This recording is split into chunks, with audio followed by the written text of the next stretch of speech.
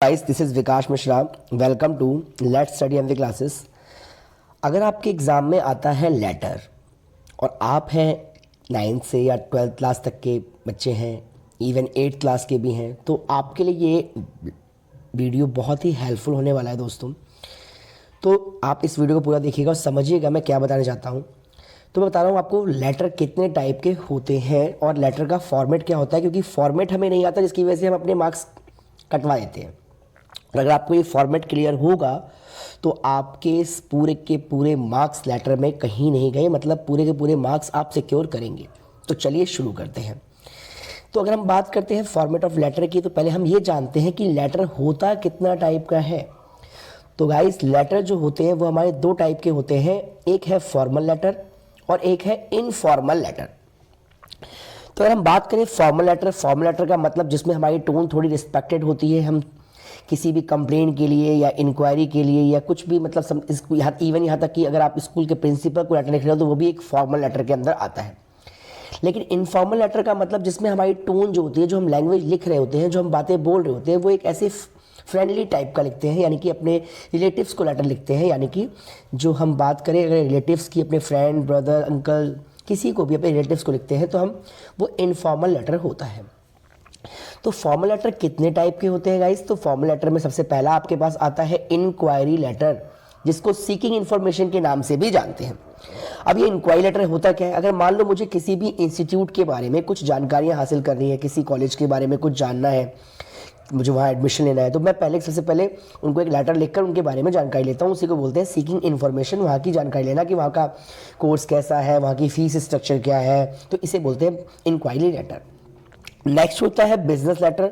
Business letter का मतलब अगर आपने कोई सामान खरीदा, कहीं से कोई इलेक्ट्रॉनिक चीज़ खरीदी आपने और वो कुछ ख़राब हो गया, उसमें कुछ डिफ़ॉल्ट आ गया, तो आप उसके रिप्लेस के रिगार्डिंग या उसे ठीक कराने के लिए आप जो लेटर लिखते हैं या उसे बताते हैं कि हाँ भाई ऐसी ऐसी चीज़ें मैंने खरीदी थी, ख़राब हो गया, उसे बोलते हैं बिजनेस लेटर। फिर थर्ड होता है एडिटर लेटर।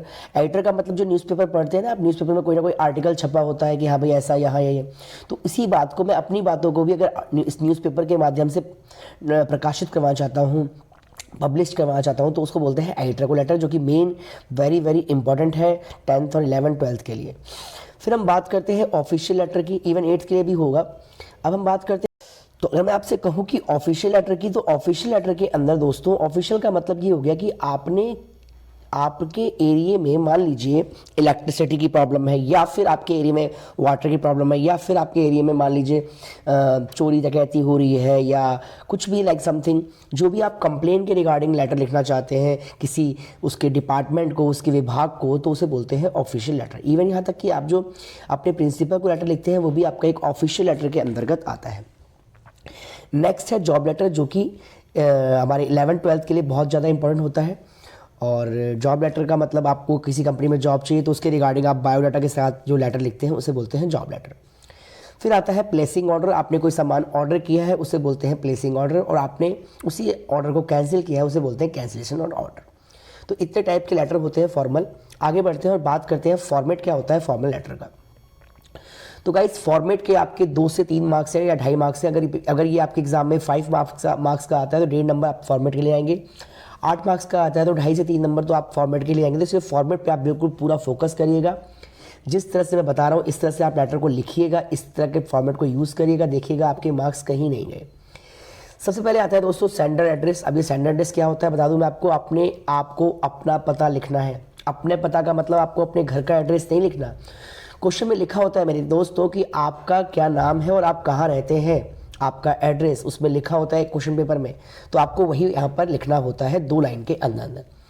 बट मान लीजिए क्वेश्चन में कुछ ऐसा लिखा ही नहीं है कि आपका नाम या आपका एड्रेस नहीं पता, आपको क्वेश्चन पेपर में नहीं लिखा है, तो आप एग्जामिनेशन हॉल लिख के आइएगा। आपको फिर इस डैश का मतलब आपको 1 लाइन का गैप छोड़ना है। उसके बाद आपको डेट लिखनी है। अब जैसे डेट की बात होती है तो डेट का मतलब ये नहीं कि आप कैसे भी चेप देंगे डेट। जैसे आप आज की डेट अगर आप लिखेंगे और आज की डेट में आप लिखेंगे ऐसे 18 अक्टूबर, फिर कॉमा लगा के 2022, आप इस तरह का इस डेट को पैटर्न इस तरह से फॉलो करेंगे। फिर उसके बाद आपको फिर से 1 लाइन का गैप देना है। उसके बाद फिर आपको लिखना है कि इनसाइड एड्रेस का मतलब रिसीवर एड्रेस, जिसको हम लिख रहे हैं उसका यहाँ पर एड्रेस डालना होता है। सैल्यूट जैसे to the principal of like जो भी हमारे उसका नाम स्कूल जिस जगह पे हमारा स्कूल है उसका एड्रेस पूरा यहाँ पे डालना होता है। फिर हम बात करते हैं एक लाइन फिर से आपको गैप देना है और फिर आपको एक अच्छा सा उस पूरे क्वेश्चन पेपर में से देखना है कि हाँ भाई ये किस चीज़ के रिगार्डिंग लेटर लिख रहे हैं हम, सब्जेक्ट क्या है इसका, मेन मोटिव क्या है, तो वो सब्जेक्ट आपको वहाँ पर एक लाइन का लिख देना है, वो आपके मार्क्स दिलाएगा। फिर आपको फिर से एक लाइन का गैप देना है और आपको सैल्यूटेशन लिखना है मेरे दोस्त। सैल्यूटेशन का मतलब आपको डालना है सर या मैडम, रिस्पेक्टेड वर्ड भी यूज़ कर सकते हैं आप। अब आपको लाइन नहीं छोड़नी है, उसके जस्ट नीचे से आपको स्टार्ट करना है कंटेंट यानी कि मेन बॉडी, जिसमें बच्चों की बहुत ज़्यादा प्रॉब्लम होती है और मैं आपको दूंगा ये कंटेंट जिसमें आप पूरे के पूरे मार्क्स सिक्योर कर जाएंगे। नेक्स्ट वीडियो में ही आपको मैं ये कंटेंट प्रोवाइड कराऊंगा और उसको ही आप एग्जाम में लिख के आइएगा। फिर देखिए कि आपका लेटर कितना ईजी हो जाता है और आप कितने आसानी से लेटर से डरेंगे नहीं, फिर आप सारे लेटर को जब निपटा देंगे। फिर लास्ट में होता है दोस्तों कम्प्लीमेंट्री क्लोज। कम्प्लीमेंट्री क्लोज का मतलब कि आप उसको लास्ट में कैसे क्लोज करेंगे, कैसे आप उसको समापन करेंगे और लास्ट वर्ड यूज़ कैसे करते हैं, क्या लिखते हैं लास्ट में, तो वो कम्प्लीमेंट्री क्लोज होता है। जैसे thanking you, yours faithfully, yours sincerely, yours truly, और एक अच्छी सी लास्ट में लाइन छेप देंगे। तो यही है आपका लेटर का फॉर्मेट। आप इन फॉर्मेट को यूज़ करेंगे और उसके बाद आप लेटर लिखिएगा, देखिएगा आपके पूरे लेटर में 4 चांद लग जाएंगे। और दोस्तों लेफ्ट साइड से आपको लेटर की स्टार्टिंग करनी है और मैं आपको हमेशा ये कहूँगा कि लेटर आप जब भी लिखते हैं तो आपके पास जो पेज होता है फोल्ड पेज, यानी कि दैट मीन्स बीच का पेज, जैसे लाइक आप जब क्वेश्चन पेपर में लिख रहे हैं तो आप बीच के पेपर को यूज़ करिएगा। दैट मीन्स लेफ्ट साइड में आपने पूरा लिखना स्टार्ट किया और राइट साइड में उसका एंड होना चाहिए। क्योंकि आप सोचिए ना कि अगर आपने ऐसे पीछे से स्टार्ट किया है और वो फिर जस्ट उसके पीछे, जैसे मान लीजिए हमारा ये पेपर है और ये 20 से ऐसे डिवाइडेड होता है, तो मैं कहूँगा कि आप यहाँ से जब लेटर स्टार्ट करेंगे लिखने के लिए तो एक पेज तो आपका ये पूरा फिल हो गया किसकी से, ये फॉर्मेट से ही कि इसका एड्रेस, उसके बाद सर के बाद आप जब लिखना स्टार्ट करेंगे तो यहाँ पे मतलब ये अलग से ही दिखाई देगा कि बच्चे ने कितना इंप्रेसिव लिखा है, कि अलग से दिखता है तो अच्छा लगता है। तो पूरे 5 मार्क्स मिल गए आपको, 8 का है तो 8 नंबर मिल गए आपको। तो इस तरह से अगर आप इसको ऐसे लिखेंगे कि पहले आपने लिख लिया फिर नेक्स्ट पेज पर आप उसको लिख रहे हैं तो उतना ना हमारी प्रेजेंटेशन अच्छी हो नहीं पाती। तो मैं तो आपको यही सलाह दूंगा कि आप हमेशा इसी तरह से लिखिएगा, ज़्यादा बेटर होता है। वो तो लास्ट सॉल्यूशन जब हमारे पास पेज नहीं है तो अलग बात है। चलो ठीक है, नेक्स्ट वीडियो में मिलते हैं एडिटर के पॉइंट्स के साथ। तब तक के लिए जय हिंद, जय भारत, बने रहिए मेरे साथ।